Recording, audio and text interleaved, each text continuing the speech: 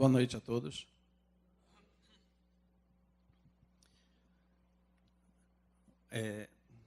O Evangelho, ou Boa Nova, é um marco na evolução da humanidade. É a expressão do amor do Criador por nós, suas criaturas. Falar do Evangelho é sempre muito nobre para quem o faz, por esse marco que ele representa. Numa época em que o que imperava era a lei de Talião, o olho por olho, o dente por dente, surge um espírito como até hoje não tivemos igual, que vem propor uma transformação para a humanidade. Um espírito que vem falar de algo extremamente novo, que é o amor, o perdão, a caridade, conduzindo ou convidando a humanidade a se transformar em seres melhores. Naquela época, Jesus sofreu a perseguição desde o seu início e até o seu fim. No início, quando a espiritualidade inferior compreendia que a sua vinda transformaria para melhor a humanidade, se utilizou, como dizem, de alguém que serviu de instrumento para a espiritualidade inferior, para ordenar a matança das crianças e, com isso, ceifar a vida daquele que parecia ameaçar a sua coroa, mal sabendo ele que não era desse reinado que Jesus falaria. Ao final da sua vida também, perseguido e supliciado, como todos sabem, Jesus morre sem ter sido vencido. Um dado curioso é que nós sabemos que dificilmente Jesus nasceu no dia 25 de dezembro. Isso era uma data que foi aproveitada de uma festa pagã e que pegaram assim carona nessa data e utilizaram o dia 25 de dezembro. Dificilmente ele nasceu no dia 25 de dezembro. Mas um dado interessante é que pesquisadores têm informado, e antropólogos, que provavelmente Jesus nasceu uns 2 a 3 anos antes da data do ano que se comemora. Então, Jesus nasceu antes dele mesmo. Jesus nasceu 2 anos ou 3 antes de Cristo. Isso serve de muitas coisas práticas, né? Serve para a gente que está fazendo planos para daqui a 2 anos, 3 anos, a gente começar já a fazer as mudanças agora. Mas serve também para vocês, ou aqui não tem gente desse tipo, mas se vocês souberem de alguém que se encontra, por exemplo, encalhada, esperando aquela promessa do noivo de casar daqui a uns 2 anos, 3 anos, podem dizer que eu falei na palestra da 10ª Semana Espírita que 2016 já é agora e que, enfim, ela já pode se casar, os pais vão passar aquela duplicata que está prestes a vencer, e ela pode, então, descobrir o que é a felicidade, igual um amigo meu que disse: Sheldon, quando eu me casei, eu descobri o que era a felicidade. E eu disse: que bom. Ele disse: não era bom, eu descobri o que era a felicidade. Eu era feliz e não sabia. Mas naquela época, no meio da vida de Jesus, ou em boa parte da vida de Jesus, nós não sabemos o que ele fez.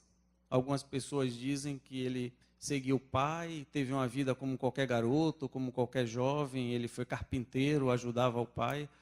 Outras pessoas dizem que em um determinado momento da vida ele se retirou para o deserto, outros dizem que ele foi para a Índia, outros dizem que ele foi para a China, outros dizem que ele viveu com os essênios. No livro A Grande Espera, de Eurípides, de autoria espiritual de Eurípides Barçanufo, em que ele foi Marcos, ele fala de um contato que os essênios tiveram com Jesus. Jesus não foi aprender com os essênios, mas foi dar voz e ampliar princípios que os essênios tinham e que já se aproximavam daquilo que Jesus trazia. Então, Jesus não veio aprender com eles. Pelo contato e pelo conhecimento que temos de Eurípides Barçanufo, tenho plena certeza de que isso aconteceu. Mas aos 30 anos, mais ou menos, quando Jesus começou a sua pregação, começou a levar os seus ensinamentos, as pessoas tentavam pegá-lo. Vejam que pessoas traíras não é uma coisa da modernidade, né? Desde aqueles tempos e muito antes, sempre tinha alguém querendo aprontar alguma coisa para alguém. E aí usavam muito dos ensinamentos, Jesus era judeu, e tentavam pegá-lo em alguma contradição. Uma delas, conhecida de todos e citada aqui por Antônio Carlos, eles perguntaram qual é o maior dos mandamentos. E ele disse, é o que vocês já sabem. Amareis o Senhor vosso Deus de todo o coração, de toda a vossa alma e de todo o vosso espírito, de toda a vossa força. E tem um segundo, que amareis o vosso próximo como a vós mesmos. Portanto, não é possível amar a Deus sem amar ao próximo. E não é possível amar ao próximo sem amar a Deus. E o que se fizer contra o próximo, se estará fazendo contra Deus. E então eles perguntaram, e quem é meu próximo? E Jesus citou uma das tantas parábolas, e as parábolas são de mestre, como ele foi e é. Porque as parábolas nos permitem a gente ampliar os nossos conhecimentos, o entendimento dos ensinamentos, à medida que nós ampliamos os nossos conhecimentos.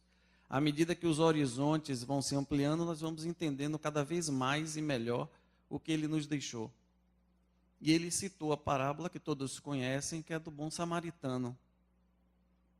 Ele conta que um comerciante estava andando pela estrada e que foi assaltado, e depois de ter sua bolsa tomada, ele foi agredido e ficou semi-morto. E aí ele cita a passagem de 3 pessoas. Um sacerdote, que provavelmente estava saindo do templo e estava com a boca cheia de Deus. Deveria ter falado bastante de Deus. Ele olha, vê e passa ao largo. Em seguida vem um levita, e não é à toa que ele cita o levita, porque o levita também tem uma função muito importante na religião. Ele era o responsável por fazer a segunda leitura do livro, depois do sacerdote, e a partir dele, de um levita, qualquer pessoa podia ler o livro sagrado. O levita se aproxima, também vê e passa ao largo. E então vem um samaritano. Vejam o exemplo que ele cita, um samaritano que os judeus odiavam. E os samaritanos também não gostavam dos judeus. Os judeus diziam que os samaritanos não seguiam a tradição judaica, que se casavam com os gentios, que eram os não-judeus, os não-israelitas. E esse samaritano se apiedou daquele homem, derramou azeite e vinho, que eram tidos como medicinais à época, colocou no seu cavalo, levou para um lugar, tratou desse homem, pagou, disse que poderiam gastar o que fosse, e quando ele voltasse ele iria ressarcir se precisasse de mais dinheiro. E aí Jesus cita não só aquele que está mais próximo, ele pergunta quem foi o próximo daquele homem. Não é só a questão do ser o próximo. A questão é muito mais profunda.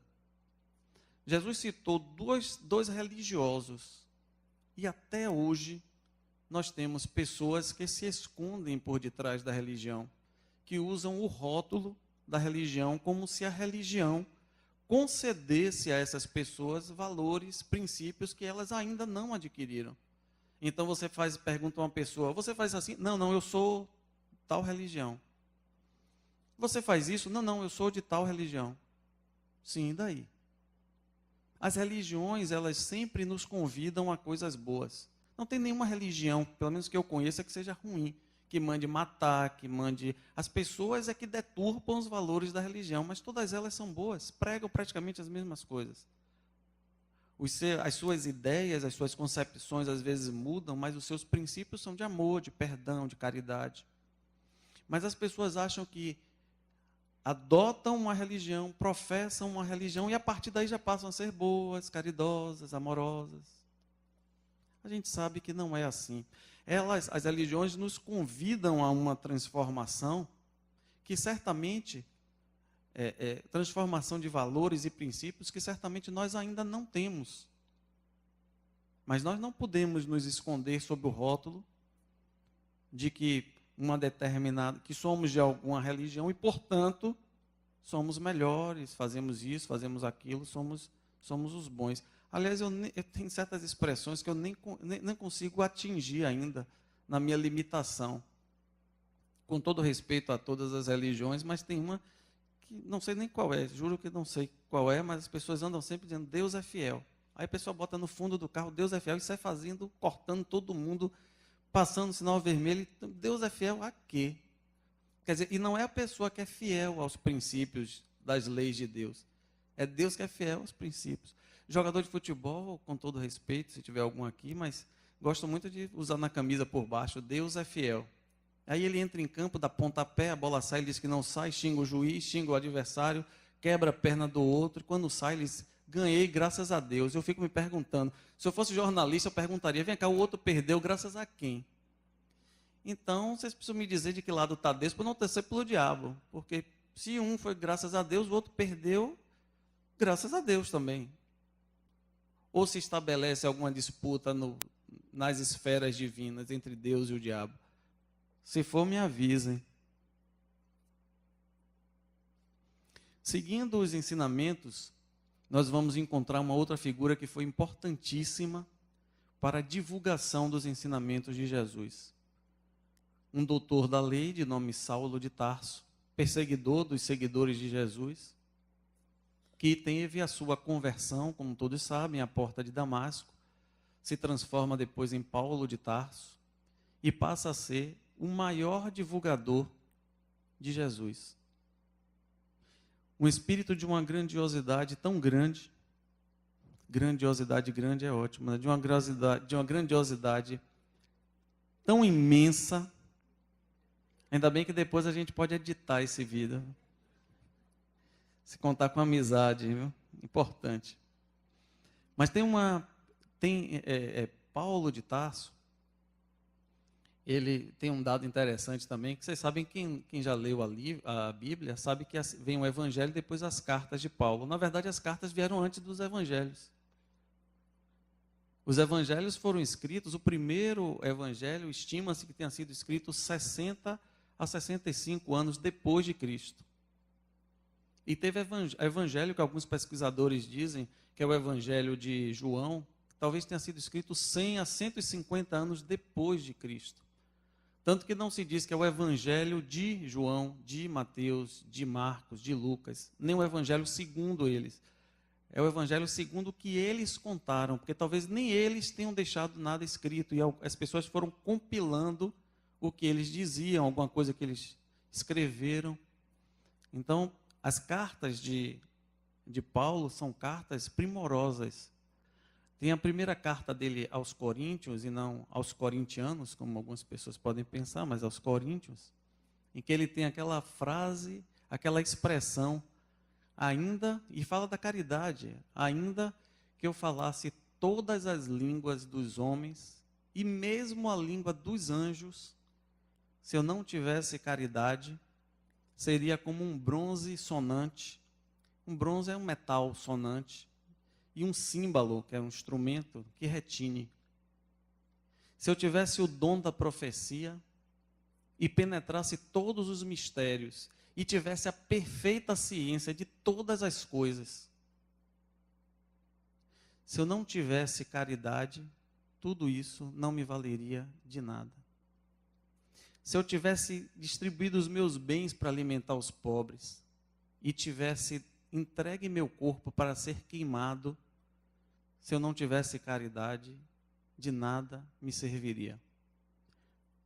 Ele fala que a caridade é paciente, é doce, é benfazeja, não é invejosa, não é temerária nem precipitada, não procura seus próprios interesses, não se enche de orgulho, não é invejosa, não se melindra, não se irrita com coisa alguma, não suspeita mal, não se regozija com a injustiça, mas se regozija com a verdade.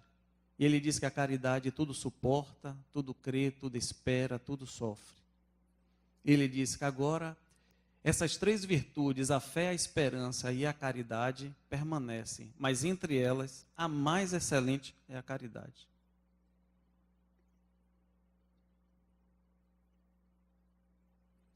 Paulo de Tarso, como eu disse, foi um maior divulgador. Ele, algumas pessoas seguidoras de Jesus, elas, quando ele se converteu, elas ainda desconfiavam dele. Achavam que ele estava ali para traí-los. E tinha uma concepção também na época que para ser seguidor de Jesus teria que ser judeu. Ele não concordava com isso e seguiu a expansão do Império Romano. Foi seguindo a expansão e se tornou no que depois foi chamado de o apóstolo dos gentios, que era um povo não judeu, não israelita. Ele era um doutor, ele era muito culto, se transformou em um grande divulgador da mensagem de Jesus. Eu não sou ninguém para sugerir um outro divulgador, mas eu fiquei imaginando, de vez em quando eu fico imaginando, se tivessem pego uma mulher, assim, a mulher tem esse poder, né, de divulgar mais as coisas, terceirizar mais as informações, né? Na minha família, toda família tem isso, na minha família tem o chamado DIVA, que é o Departamento de Investigação da Vida Alheia. E sempre presidido por mulheres, eu não sei porquê, coisa interessante. A mulher ela tem uma ferramenta, um instrumento de divulgação, que eu chamo de ferramenta observacional de fatos, ocupações, curiosidades e afins. Na verdade, isso forma um acróstico, né? Essas palavras que é uma frase, ou uma palavra, uma expressão com a primeira letra de cada palavra que eu disse, que eu vou repetir, mas ninguém, por favor, soletre em voz alta, que é a ferramenta ocupacional de fatos, observações, curiosidades e afins. Mas disseram fofoca aqui, né? Eu fico imaginando, você vê que Jesus, quando morreu, botaram uma pedra na caverna para que ninguém fosse explorar o corpo, que não reverenciassem aquele corpo. E quando ele quer aparecer, que quer que todo mundo saiba, ele apareceu para quem? Para Pedro? Não, para João. João era o discípulo amado. Apareceu para quem? Para uma mulher.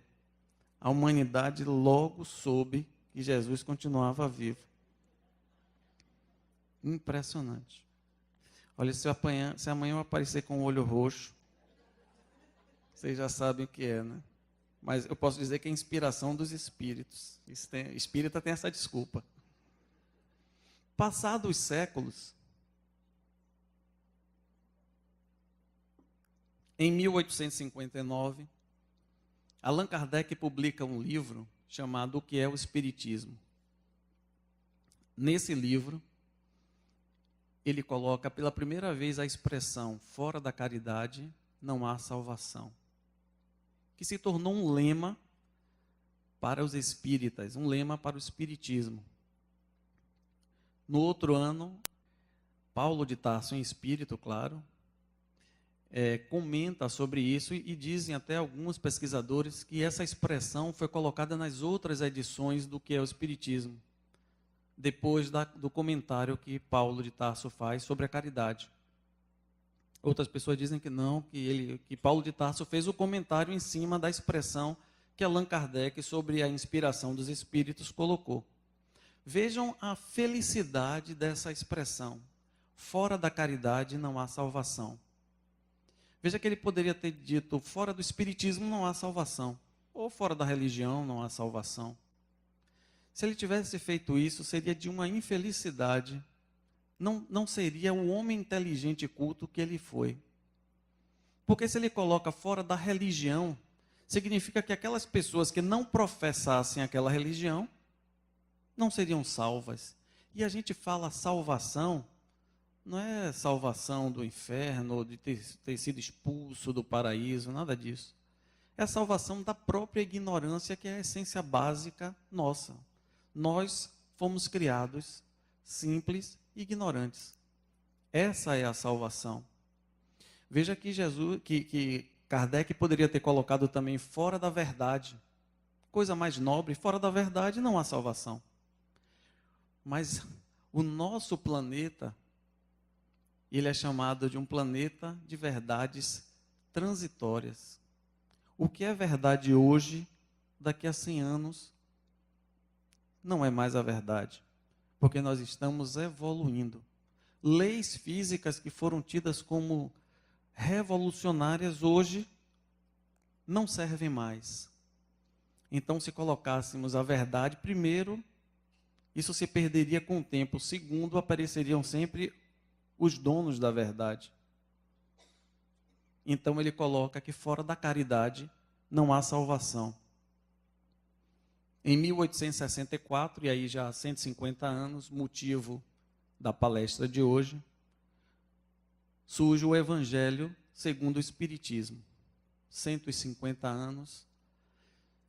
O Evangelho que trouxe luz, que trouxe esclarecimento, que trouxe uma contextualização dos ensinamentos de Jesus. Uma nova visão, como sempre deve acontecer. Se nós nos projetarmos para daqui a 100 anos, a gente deve estar com uma outra concepção dos mesmos ensinamentos de Jesus, porque nós estamos e precisamos evoluir. O Evangelho segundo o Espiritismo vem trazer, no que se chama de a moral cristã, uma nova visão, ou uma atualização, uma contextualização. E qual a definição de caridade? Nós falamos de caridade, caridade os Espíritos trazem. Caridade é a benevolência para com todos. Indulgência para com as imperfeições alheias e perdão das ofensas. E como é importante esse último, ser caridoso perdoando as ofensas. Nós não nos damos conta de que o perdão às ofensas tem como principal objetivo livrar a própria pessoa de um grande tormento, que é o da culpa. Porque quando nós julgamos as pessoas, sem levar em consideração a essência básica de todo mundo, que é a ignorância, nós construímos em nós os alicerces para a nossa própria culpa. Porque assim como nós não permitimos o atenuante da ignorância quando julgamos os outros, nós não vamos nos permitir, e aí é a nossa consciência que nos julga, nós não vamos nos permitir esse atenuante. Então, perdoar as ofensas é, antes de mais nada, um ato de caridade para si mesmo. E tem gente que diz assim, eu não ajudo porque eu não tenho dinheiro, eu não ajudo porque o que eu ganho não dá nem para mim.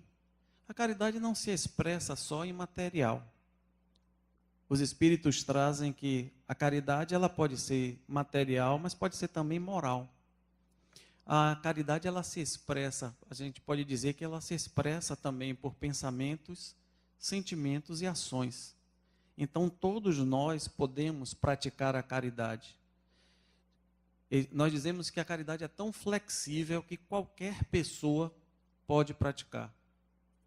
A gente pode praticar a caridade, pode ser caridosos ouvindo uma pessoa, falando alguma coisa, lendo para alguém, ensinando alguma coisa.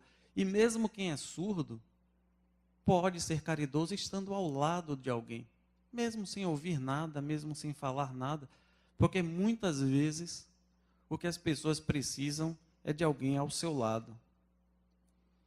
E aí confundem muito filantropia e caridade. Dizem que filantropia é o auxílio que se dá sem o sentimento cristão, sem um sentimento religioso. É o auxílio porque as pessoas acham que tem muito e devem ajudar as pessoas. Nada demais, eu acho isso ótimo. Bill Gates é um grande filantropo. Outras pessoas dizem que a caridade é o auxílio que se dá envolto em sentimentos espirituais. no sentimento de que se está fazendo algo que vai além do material. E alguns criticam a esmola. É importante que a gente analise direitinho o que é dar esmola.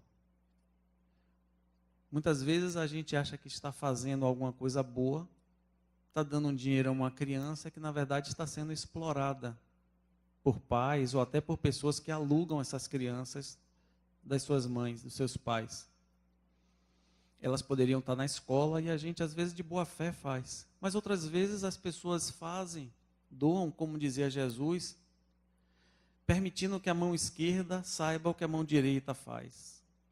Às vezes é uma expressão, como se diz hoje, para se aparecer. Outras pessoas esperam da caridade uma reciprocidade. Caridade é via de mão única. É como o amor. Se o amor ele é recíproco, ótimo. Isso, de certa forma, alimenta a pessoa que ama. Mas as pessoas não devem amar para receberem algo em troca, porque senão eles estão fazendo uma barganha. E a caridade é a mesma coisa. Se você faz algo esperando que alguém agradeça, veja como nós somos. Nós não, as pessoas lá de fora. Quando a gente anda de carro, para alguém passar, a pessoa passa e não agradece. E a gente diz, obrigado também se usa. Quer dizer, nós paramos por quê? Porque acreditamos que as pessoas nós deveríamos dar a vez para alguém passar? Ou nós estabelecemos um negócio com as pessoas? Eu vou fazer isso. Ou então diz, ingrato, mal agradecido. Tem gente que baixa o vidro, né? Obrigado também se diz. Se nós pautarmos a nossa vida pela resposta das outras, nós vamos estar em maus lençóis. As pessoas não agradecem, algumas vezes porque elas são ingratas. Não agradecem, acham que o que você fez não fez nada mais que obrigação. E se você deu é porque você tinha sobrando mesmo, devia ter dado mesmo, deu até pouco. Outras pessoas não agradecem por timidez. E é impressionante como isso acontece. Conosco, com os médicos, isso, a primeira vez que aconteceu comigo, eu fiquei impressionado. Porque eu atendo pessoas de vários níveis sociais, vários níveis socioeconômicos. E eu opero essas pessoas também, opero pelo SUS, em um hospital que oferece todo o conforto, assim, todo acolhimento, toda orientação, muito bem organizado, toda aparelhagem, que muitas vezes as pessoas que têm esse nível socioeconômico não têm esse acesso.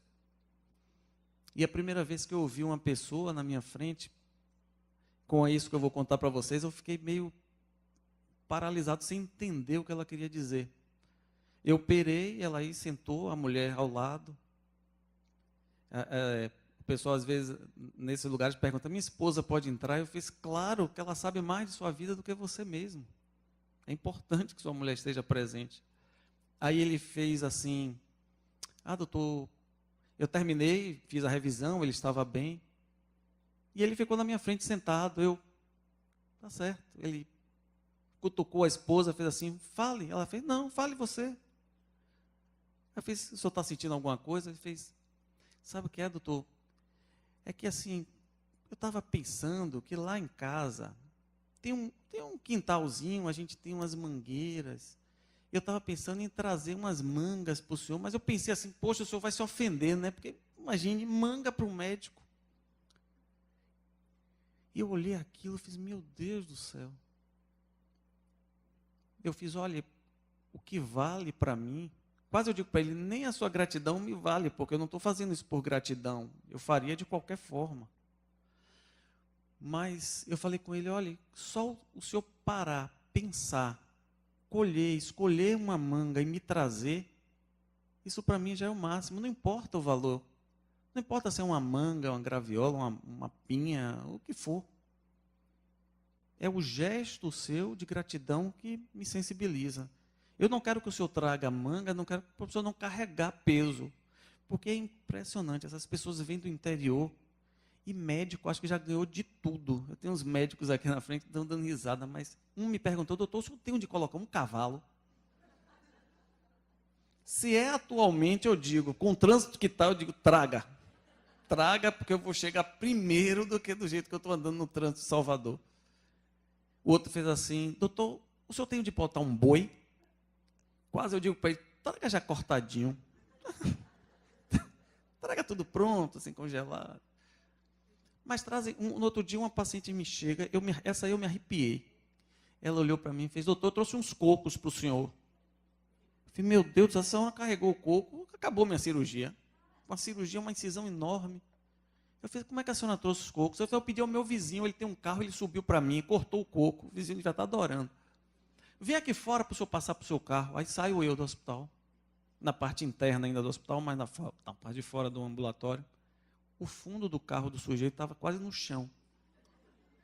Ele abriu, tinha aquele coco anão grande, tinha uns 40. Ela trouxe os cachos do coco. Minha Nossa Senhora, o que eu vou fazer com esse coco? Os seguranças do hospital vieram, carregaram tudo. E aí eu saí distribuindo coco por segurança, auxiliar, enfermeira, os colegas, os residentes. No final eu disse, rapaz, levem os cocos. Os seguranças disseram, como é que eu vou carregar isso para casa? Eu aí encostei o carro, ainda tinha uns 20 ou 30 cocos. A mala do carro arriou. Então, carne do sol, bebida, fruta, de tudo, coisas entalhadas. A expressão da gratidão, que nem sempre acontece. Às vezes as pessoas ficam com essa sensibilidade e impressionante como essas coisas de vez em quando se repetem. As pessoas vêm com a mesma coisa. Então, muitas vezes as pessoas não nos agradecem. Veja que eu disse que não é importante a gratidão para a gente continuar fazendo o que a gente faz. Mas as pessoas às vezes não nos agradecem por timidez. Às vezes ouvem uma palestra e fica assim, eu queria até falar com ele, mas poxa, o que ele falou até me tocou, mas não vou falar, não vou falar com ele não. Deixa para lá. Isso não pode fazer com que as pessoas modifiquem o que pensam. A gente deve seguir o que a gente acha que é correto, mas não pautar a nossa vida de acordo com o que a gente tem de resposta. Dois exemplos que são muito engraçados, muito interessantes, que tentaram pegar Chico Xavier no auxílio que ele prestava.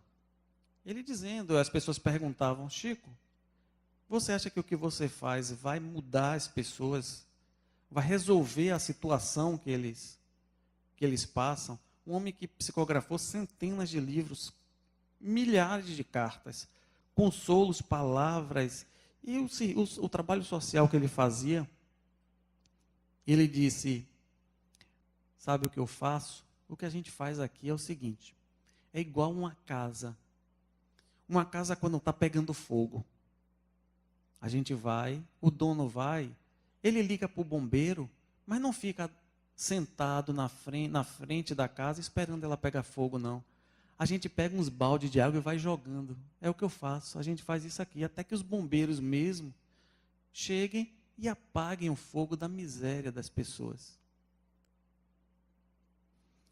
Fizeram uma parecida com Madre Teresa de Calcutá. Perguntaram, Madre Teresa, a senhora não acha que deveria ensinar a pescar em vez de dar o peixe? E ela foi curta, não foi grossa, mas foi curta, e disse, sabe o que é? As pessoas que eu ajudo são tão fraquinhas que não conseguem segurar a vara. Então eu não posso nem ensinar a pescar. A caridade, como eu disse, é via de mão única. Essas pessoas não pautaram as suas vidas pela gratidão de ninguém, pelo obrigado. Tem um livro chamado Os Prazeres da Alma, do Espírito Hamed, psicografia de Francisco do Espírito Santo Neto. Os Prazeres da Alma. Hamed diz que a caridade não é uma habilidade desenvolvida por pessoas privilegiadas, não. A caridade é uma capacidade latente de todo ser humano. Qualquer um pode ser caridoso. Não é ninguém sobrenatural que resolveu praticar caridade. Não precisa de riqueza, não precisa ser milionário. Qualquer um de nós, no convívio do lar, no trânsito, no trabalho, onde quer que nós estejamos, podemos fazer algo em benefício das pessoas. Esse espírito Hamed traz uma coisa interessante, que quando eu li eu achei estranho. Ele diz que para fazer a caridade, de vez em quando, é preciso um distanciamento psíquico. Ele fez não um distanciamento físico, mas um distanciamento psíquico. Porque muitas vezes nós transferimos as nossas dores para a pessoa que nós ajudamos. Nós sofremos nos imaginando no lugar daquela pessoa. Eu estava refletindo, estava pensando, como isso é verdade. Porque cada um de nós tem a nossa história. Cada um de nós traz experiências de milhares e milhares de encarnações. De forma de que, do mesmo jeito em que nós não temos a mesma digital, ninguém é igual ao outro. Por mais que estejamos juntos em uma determinada situação, nós não somos iguais. Cada um tem uma percepção de cada coisa. Imagine se houvesse uma determinação agora de que nós só comeríamos a cada 3 dias. Imagine, só comer a cada 3 dias.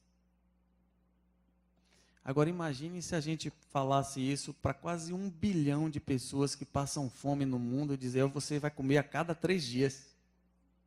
Que fantástico, e eu ficar super feliz. Nós estamos falando de 1 bilhão de pessoas que passam fome. Então, às vezes, a gente precisa de um certo distanciamento psíquico, porque senão a gente começa a sentir as dores do outro. E as pessoas passam, é igual ao médico. Se você se envolve psiquicamente com o paciente, sentindo aquela dor, se colocando, o paciente depois fica bom e você fica com as sequelas. Em uma mensagem recente de Eurípides Barçanufo, Eurípides nos traz uma reflexão sobre a espera do tempo bom que as pessoas procuram para ajudar. Fazem planos, quando eu me aposentar, eu vou ajudar uma instituição. Quando eu tiver um tempo livre, eu vou ajudar uma instituição. Tem gente que diz assim, quando eu tirar na Mega Sena acumulada, sozinho, eu vou dar 1 milhão para uma instituição. Quer dizer, precisa tirar 100 milhões para dar 1. Eu, particularmente, nunca conheci alguém que tirou na Mega Sena acumulada, muito menos sozinho. Ele faz a reflexão dizendo que a fome, a miséria, a dor, a doença, não espera o tempo bom de ninguém. Imagine se Francisco de Assis esperasse um tempo bom. Francisco de Assis abriu mão de uma família tradicional e rica, tornou-se pobre e, com isso, se tornou um guia de inúmeras instituições de diversas religiões. E não tinha nada. Jesus dizia, eu não tenho uma pedra para apoiar a minha cabeça. E tanto, Madre Teresa de Calcutá, Irmã Dulce, dizem que ela tinha uma família que tinha recursos. Abriu mão, foi ter uma vida simples. Hoje o hospital de Irmã Dulce, o Hospital Santo Antônio, tem 1000 leitos. Se o hospital de Irmã Dulce fechar, instala-se uma calamidade na saúde pública, não de Salvador, mas da Bahia. Mais de 1000 leitos. Uma pessoa que não tinha nada. Se nós olharmos essa instituição, que surgiu da idealização de uma pessoa, de Adenauer, certamente envolvido pelos espíritos, e a ele se juntaram outras tantas pessoas. Cristiane Silveira, que faz um trabalho aqui imenso, que dá todo embasamento jurídico, e haja questões jurídicas, haja detalhes jurídicos em uma instituição como essa. É tanta certificado, é tanto papel para conseguir, para não perder, para fazer, tantas atividades que ela assume nessa instituição. E a essas pessoas, centenas e centenas de pessoas se juntaram. Porque quando nós nos disponibilizamos a fazer algo, os espíritos, a espiritualidade, outras pessoas são atraídas por isso. Toda vez que nós fazemos, isso se multiplica. A pequena energia que a gente disponibiliza se potencializa. Aqui nós temos um núcleo social que faz um trabalho fantástico com as famílias, acolhendo essas famílias, resolvendo uma série de problemas. Tem um núcleo jurídico aqui com dezenas de agentes do direito, um núcleo de psicologia com dezenas de profissionais atendendo gratuitamente, estudantes sob supervisão. Nós temos pessoas que trabalham na editora, distribuidora, como Ana Carmen, trabalho voluntário, Carlos na livraria. Eu não quero citar nomes porque são tantas pessoas e tantas atividades. Uma creche, uma escola com mais de 400 crianças. Imagine o que é para uma mãe que não tem nada, não tem recurso nenhum, deixar seu filho ou seus filhos em um lugar onde ela sabe que vai fazer as refeições, que sabe que que os filhos vão ser acolhidos, orientados. Isso surgiu da confluência de pessoas com o mesmo propósito, atraídas pelo propósito de servir. Veja um ambulatório médico. Agora, no dia 17 de maio, nós vamos celebrar os 4 anos do ambulatório. São dezenas de médicos, dentistas, enfermeiros, farmacêuticos, nutricionistas, fisioterapeutas, pessoas que auxiliam, auxiliares administrativos, funcionários, estudantes. Nós vamos completar 60 mil atendimentos voluntários. 60 mil atendimentos. Poucas cidades na Bahia têm 60 mil pessoas. Poucas. Um trabalho de pessoas que dedicam algumas horas do dia, passam, atendem e seguem. Eurípides nos traz que é preciso tomar cuidado para que o tempo bom que a gente acha que é bom não seja o tempo em que a gente precise de caridade dos outros. O Evangelho segundo o Espiritismo nos convida a um auxílio, a um benefício de nós mesmos. Praticando a caridade, nós somos os primeiros beneficiados. Compreendendo o valor da sociedade da qual nós fazemos parte e trabalhando em benefício da sociedade, nós trabalhamos em nosso próprio benefício.